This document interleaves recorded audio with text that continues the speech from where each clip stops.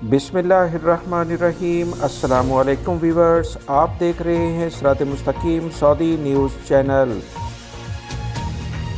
Saudi अरब ही नहीं, दुनिया के तमाम ममालिक में हर फ़र्द के पास ही इस वक्त मोबाइल फ़ोन मौजूद है।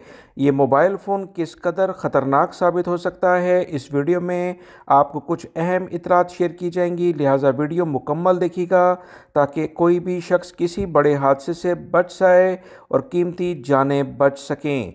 सऊदी अरब के इलाके अल-हसा में एक इंतहाई अफसोसनाक वाक़या पेश आया जिसमें एक ही ख़ानदान के 7 अफराद जाँ बहक हो गए हैं। सऊदी अरब के ज़राए अबलाग के मुताबिक जो इतलात शेयर की गई हैं, इसमें कहा गया है कि अल-हसा में एक ख़ानदान के अफराद सो रहे थे, चार्जर पर मोबाइल फ़ोन लगे हुए थे। गर्म होने की बिना पर चार्जर फट गए और पूरे घर में आग फैल गई।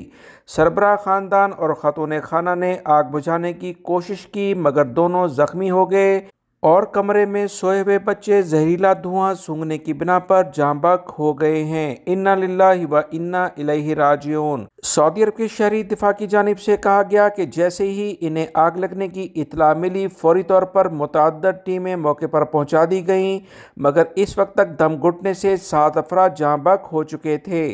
सऊदी महकमे शहरी दिफा ने कहा कि घर में आग लगने की सूरत में इसे बुझाने की कोशिश करने के साथ साथ अफराद को बचाने की फ़िक्र की जाए और फौरी तौर पर घर को खाली किया जाए। याद रहे, आतिशज़दगी यानी आग लगने की बिना पर जो धुआं पैदा होता है वो जहर का काम करता है। बेशतर हलाकतें इसी वजह से रोनमा होती हैं। ऐसे हादसा जहां आग लग जाए, फौरी तौर पर घर से बाहर जाया जाए ताकि ऐसे जहरीले धुएं से फौरी तौर पर बचा जा सके। वीडियो लाइक करके शेयर भी कीजिएगा। अस्सलामु अलैकुम।